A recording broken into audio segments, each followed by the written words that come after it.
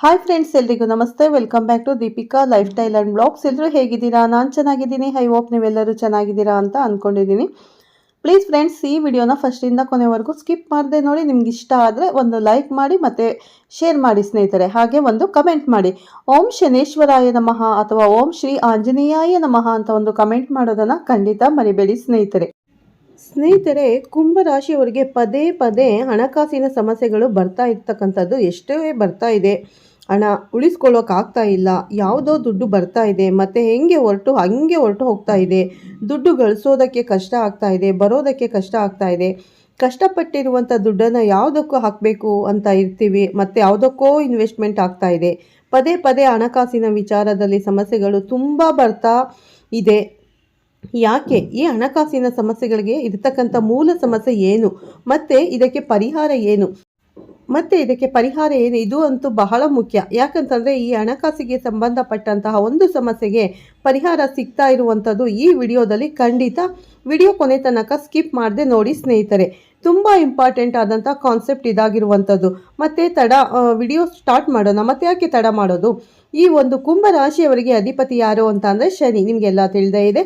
ಶನಿ ಅಂತಂದರೆ ನ್ಯಾಯ, ಶ್ರಮ, ಶಿಸ್ತು, ವಿಳಂಬ ಹಾಗೂ ವಾಸ್ತವ ಸ್ಥಿತಿಯನ್ನು ಇಷ್ಟಪಡ್ತಕ್ಕಂಥ ಒಂದು ಗ್ರಹ ಅಂತ ಹೇಳಬಹುದು ನೋಡಿ.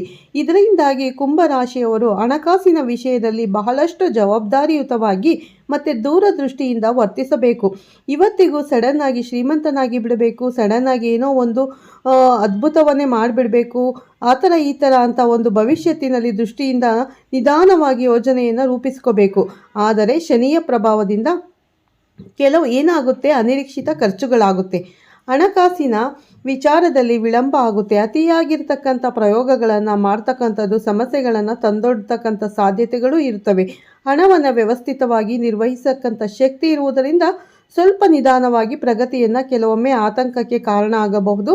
ಏನು ನಾನು ಇಷ್ಟೆಲ್ಲ ಫಾಸ್ಟಾಗಿ ಡೆವಲಪ್ಮೆಂಟ್ ಆಗಬೇಕು ಅಂತ ಅಂದ್ಕೊಂಡಿದ್ದೀನಿ, ಫಾಸ್ಟಾಗಿ ಆಗ್ತಾ ಇಲ್ಲ, ಎಷ್ಟು ದುಡ್ಡು ಬರ್ತಾ ಇದೆ, ಉಳಿಸ್ಕೊಳ್ಳೋಕ್ಕೆ ಆಗ್ತಾ ಇಲ್ಲ ಅನ್ನುವಂಥ ಚಿಂತೆ ಇದಕ್ಕಾಗಿಯೇ ಕಾಡುವಂಥದ್ದು. ಇನ್ನು ನಿಮಗೆ ವಾಯುತತ್ವದ ರಾಶಿ ನಿಮ್ಮದು.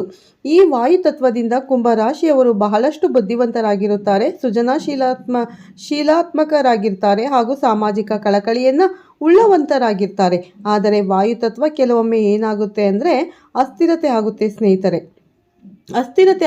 ಅತಿಯಾಗಿರ್ತಕ್ಕಂಥ ಆದರ್ಶವಾದ ಜೊತೆಗೆ ಈ ಪ್ರಾಯೋಗಿಕತೆ ಕಾರಣ ಆಗುವಂಥದ್ದು.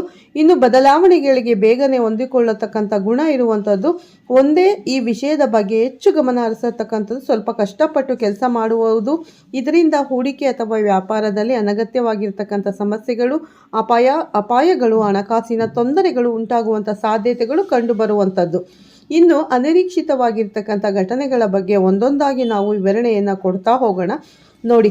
ಶನಿಯ ಪ್ರಭಾವದಿಂದ ಹಠಾತ್ ಖರ್ಚುಗಳು ಬರುವಂಥದ್ದು. ಅದಕ್ಕೆ ಸರಿಯಾಗಿರ್ತಕ್ಕಂಥ ಯೋಜನೆ ನಿಮ್ಮ ಹತ್ರ ಇರಲ್ಲ, ಒಂದು ಪ್ಲಾನ್ ಇರಲ್ಲ. ಆ ಪ್ಲಾನ್ ಇಲ್ಲದೆ ಇದ್ದಾಗ ಏನಾಗುತ್ತೆ, ಯಾವುದೋ ದುಡ್ಡು ಯಾವುದಕ್ಕೋ ಖರ್ಚಾಗುತ್ತೆ ಮತ್ತು ಬೇರೆಯವರ ಕಷ್ಟಕ್ಕೆ ಸಡನ್ನಾಗಿ ಹೋಗುವಂಥದ್ದು ಒಂದು ದೊಡ್ಡ ವೀಕ್ನೆಸ್ ಪಾಯಿಂಟು.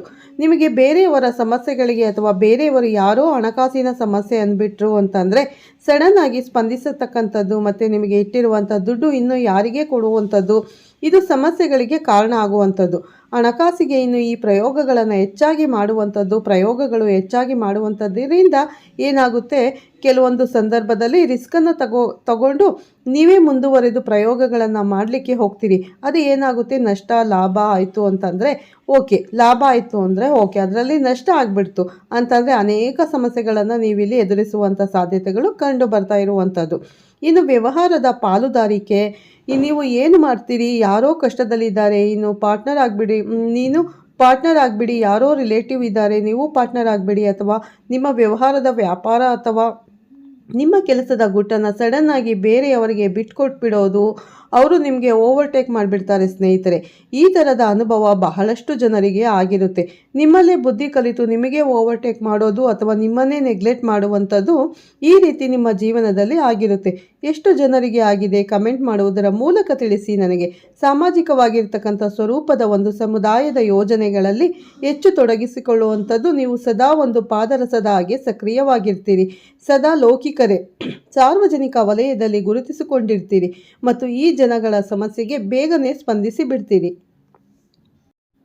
ಈ ಥರ ಆಗೋದ್ರಿಂದ ಸ್ವಲ್ಪ ಲಾಭ ಕಡಿಮೆ ಆಗುತ್ತೆ, ಸಮಯ ವ್ಯರ್ಥ ಆಗಬಹುದು.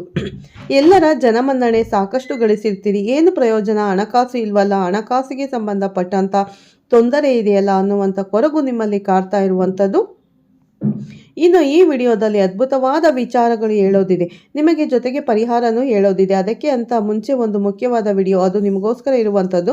ಅದನ್ನು ನೋಡಿಕೊಂಡು ಉಳಿದಿರುವಂಥ ಮಾಹಿತಿ ತಿಳಿಸೋಣ. ಸ್ನೇಹಿತರೆ, ನೀವಿನ್ನೂ ನಿಮ್ಮ ಜಾತಕ ಬರ್ಸೇ ಇಲ್ಲ, ನಿಮ್ಮ ಮಕ್ಕಳ ಜಾತಕ ನೀವಿನ್ನೂ ತೆಗೆದುಕೊಂಡೇ ಇಲ್ಲ, ಜಾತಕ ತಗೊಳ್ಳುವಂಥದ್ದು ಒಂದು ಸುವರ್ಣ ಅವಕಾಶ. ಅಂದರೆ ನೀವು ಆಲ್ರೆಡಿ ಜಾತಕ ಬರ್ಸಿಲ್ಲ ಅಂದರೆ ಈಗಲೇ ಈ ಕೂಡಲೇ ಬರ್ಸ್ಕೊಳ್ಳಿ. ಯಾಕಂದರೆ ಜಾತಕ ಇಲ್ಲದೆ ಯಾವುದನ್ನು ನಾವು ಹೇಳೋದಕ್ಕೆ ಆಗೋದಿಲ್ಲ.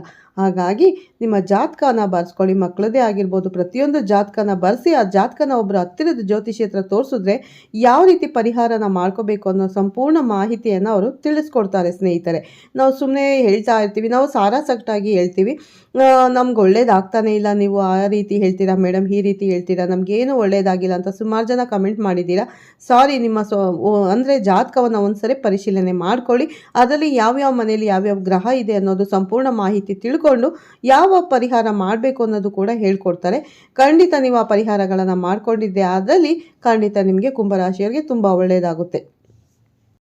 ಈ ಕುಂಭರಾಶಿಯವರಿಗೆ ಹಣಕಾಸಿನ ವಿಚಾರಕ್ಕೆ ನೋಡಿ ಸಂಘರ್ಷಕ್ಕೆ ಅಂಜಿಕೆ ಇರುತ್ತೆ. ಹಣಕಾಸಿನ ವಿಷಯದಲ್ಲಿ ಕೆಲವು ನಿರ್ಧಾರಗಳಲ್ಲಿ ತೆಗೆದುಕೊಳ್ಳುವಾಗ ಸ್ವಲ್ಪ ರಿಸ್ಕನ್ನು ತೆಗೆದುಕೊಳ್ಬಾರ್ದು ಅನ್ನುವಂಥ ಈಸಿಯಾಗಿ ಆಗ್ತಾ ಇರುತ್ತೆ. ಅಲ್ಲಿ ರಿಸ್ಕ್ ತಗೊಳ್ಳಲಾಗದೇ ಇರುವಂಥ ಸಂದರ್ಭಗಳಲ್ಲಿ ತುಂಬ ರಿಸ್ಕ್ ತೊಗೊಂಡು ಬಿಡ್ತೀರಿ. ಈಗ ಇಂಥ ಟೈಮಲ್ಲಿ ಏನಾಗ್ಬಿಡುತ್ತೆ, ಅಯ್ಯೋ ನಾನು ಈ ಹಿಂದೆ ರಿಸ್ಕ್ ತೊಗೊಂಡಿದ್ದು ಆಗಿಲ್ಲ, ಇದೂ ಆಗಲ್ಲ ಬಿಡಪ್ಪ ಅನ್ನುವಂಥ ಜಡ್ಜ್ ಮಾಡ್ಕೊಂಡು ಬಿಡ್ತೀರಿ. ಅಂದರೆ ನಿಮ್ಮಲ್ಲೊಂದು ತೆಗೆದುಕೊಳ್ಳುವಂಥ ನಿರ್ಧಾರದಲ್ಲಿ ಒಂದು ಗಟ್ಟಿತನ ಅನ್ನೋದು ಇರೋದಿಲ್ಲ. ಅದು ಅಥವಾ ಏನಾಗುತ್ತೆ, ಕೆಲವೊಂದು ಟೈಮಲ್ಲಿ ಆರಂಭದಲ್ಲಿ ಬಹಳಷ್ಟು ವೇಗವಾಗಿ ಹೋಗ್ಬಿಡ್ತೀರಿ, ಅತ್ಯಂತದಲ್ಲಿ ಅದನ್ನು ಬಹಳ ಸ್ಲೋ ಮಾಡಿಬಿಡ್ತೀರಿ, ಅಥವಾ ಪ್ರಾರಂಭದಲ್ಲಿ ಇರುವಂಥ ಉತ್ಸಾಹ ಅಂತ್ಯದಲ್ಲಿ ಇರೋದಿಲ್ಲ. ಈ ರೀತಿ ಆಗುವಂಥ ಸಾಧ್ಯತೆಗಳು ಬಹಳಷ್ಟು ಜನರಿಗೆ ಕಂಡು ಬರ್ತಾ ಇದೆ.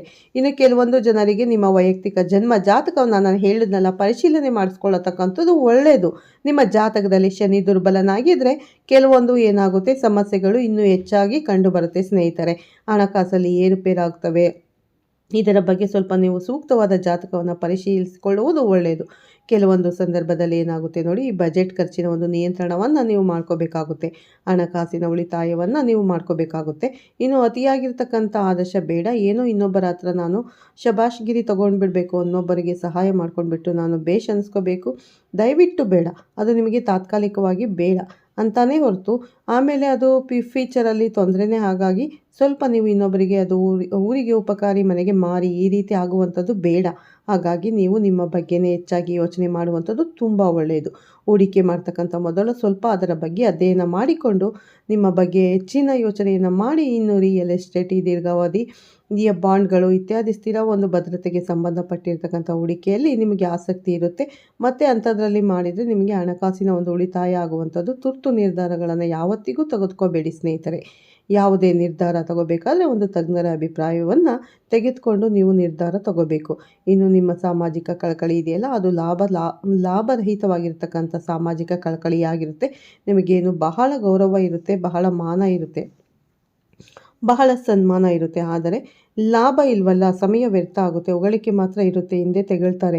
ಅದು ನಿಮಗೂ ಕೂಡ ಗೊತ್ತಿದೆ. ಅದಕ್ಕಾಗಿ ಅದಕ್ಕೆ ಜಾಸ್ತಿ ಸ್ಪೆಂಡ್ ಮಾಡೋದಕ್ಕಿಂತಲೂ ನಿಮ್ಮ ಬಗ್ಗೆ ನೀವು ಸ್ಪೆಂಡ್ ಮಾಡಿಕೊಂಡ್ರೆ ಇನ್ನು ಬೇರೆಯವರಿಗೆ ಸಹಾಯ ಮಾಡುವಂಥ ಶಕ್ತಿ ನಿಮಗೆ ಖಂಡಿತವಾಗ್ಲೂ ಬರುತ್ತೆ.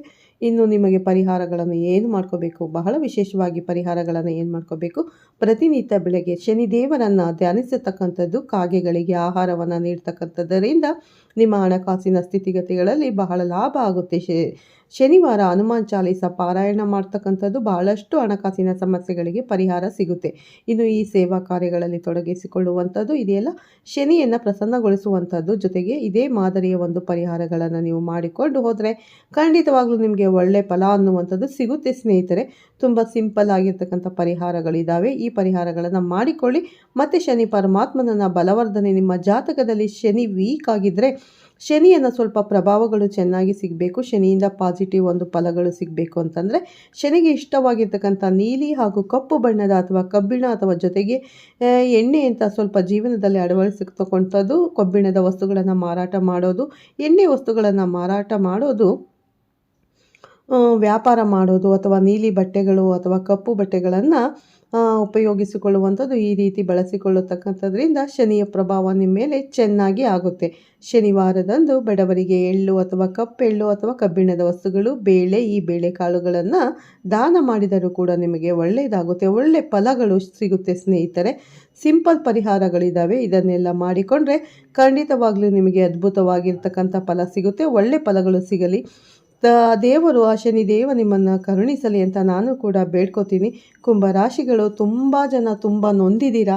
ಹಾಗಾಗಿ ಈ ಚಿಕ್ಕ ಪುಟ್ಟ ಪರಿಹಾರಗಳನ್ನು ಮಾಡಿಕೊಂಡು ನೀವು ಯಾವುದೇ ಕೆಲಸ ಕಾರ್ಯಗಳನ್ನು ಮಾಡಬೇಕಾದ್ರೆ ಈ ಪರಿಹಾರಗಳನ್ನು ಮಾಡ್ಕೊಳ್ಳಿ. ಮತ್ತು ನಿಮ್ಮ ಜನ್ಮ ಜಾತಕವನ್ನು ಹತ್ತಿರದ ಜ್ಯೋತಿಷಿಗೆ ತೋರಿಸಿ, ಅಲ್ಲಿ ಶನಿ ವೀಕ್ ಇದ್ದಾನೆ ಅಂತ ಅಂದರೆ ನೀವು ಏನಾದರೂ ಚಿಕ್ಕ ಪರಿಹಾರ ಮಾಡ್ಕೊಳ್ಳಿ.